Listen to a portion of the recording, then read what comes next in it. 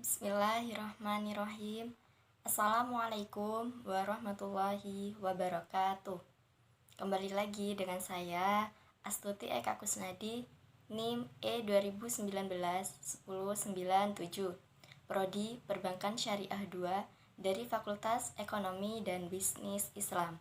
Di sini saya akan melanjutkan tanggapan yang diberikan oleh Bapak Abdul Wadud Nafis LCMEI mata kuliah Ekonomi Makro Islam dengan judul materi yaitu Kebijakan Fiskal dalam Perspektif Ekonomi Islam.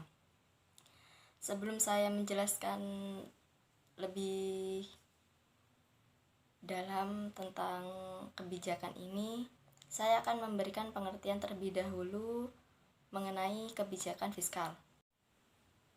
Kebijakan fiskal adalah kebijakan yang dilakukan oleh pemerintah dengan cara meningkatkan atau mengurangi pendapatan belanja negara untuk mencapai tujuan yang diharapkan seperti mengurangi jumlah pengangguran, mencapai pertumbuhan ekonomi yang sudah ditargetkan. Selanjutnya yaitu ada jenis-jenis fiskal. Ada dua, yaitu satu kebijakan fiskal ekspansif dan kebijakan fiskal kontraksional. Selanjutnya ada komponen kebijakan fiskal. Ada 4. Yang pertama, kebijakan perpajakan. 2. Kebijakan pengeluaran. 3. Kebijakan investasi dan disinvestasi. 4. Pengelolaan utang atau surplus. Poin selanjutnya ada instrumen kebijakan fiskal. Ada 6. 1. Anggaran belanja seimbang. 2. Pembiayaan fungsional. 3. Anggaran defisit atau kebijakan fiskal ekspansif. 4. Anggaran surplus atau kebijakan fiskal kontraktif. 5. Stabilitas anggaran otomatis. 6. Pengelolaan anggaran. Fungsi kebijakan fiskal secara umum. 1. Mengoptimalkan penggunaan sumber daya alam dan sumber daya manusia. 2. Mengoptimalkan kegiatan investasi. 3. Alokasi. 4. Distribusi. 5. Stabilisasi. 6. Pembangunan. Ciri-ciri kebijakan fiskal ekonomi Islam. 1. Mengeluarkan anggaran dilakukan sesuai pendapatan sehingga jarang terjadi defisit. 2. Sistem pajak proporsional. Pajak dalam ekonomi Islam ini dibebankan berdasarkan tingkat produktivitas. 3. Perhitungan zakat berdasar hasil keuntungan bukan pada jumlah barang. Fungsi kebijakan fiskal dalam ekonomi Islam. 1. Memelihara terhadap hukum, keadilan, dan pertahanan. 2. Perumusan dan pelaksanaan terhadap kebaikan ekonomi. 3. Manajemen kekayaan pemerintah. 4. Intervensi ekonomi oleh pemerintah jika itu diperlukan.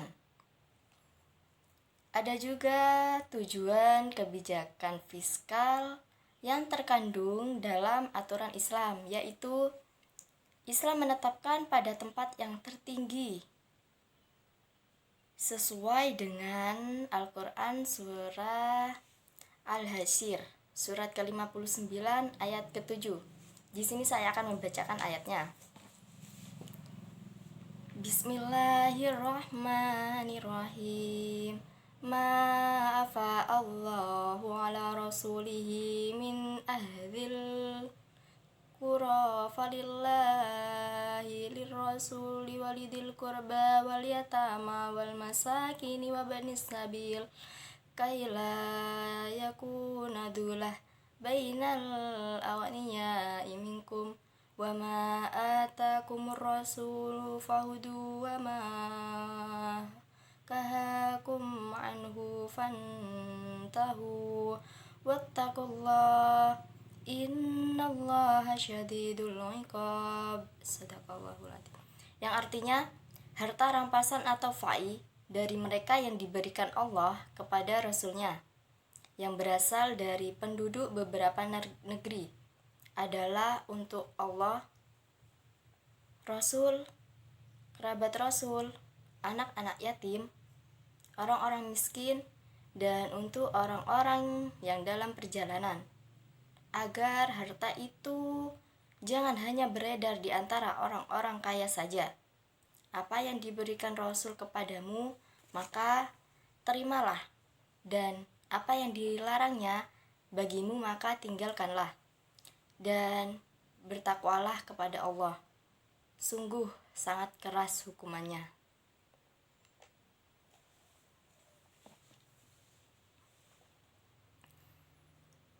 Nah, pada penjelasan ayat tersebut sudah jelas ekonomi Islam itu akan dikelola untuk membantu dan mendukung ekonomi masyarakat yang terbelakang dan untuk memajukan serta menyebarkan agama Islam.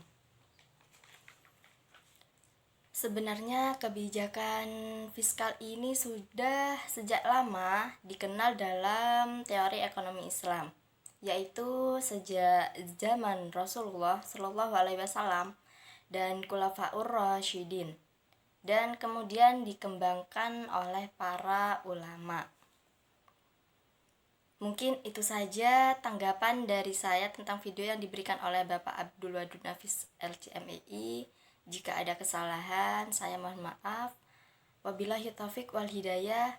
Assalamualaikum warahmatullahi wabarakatuh.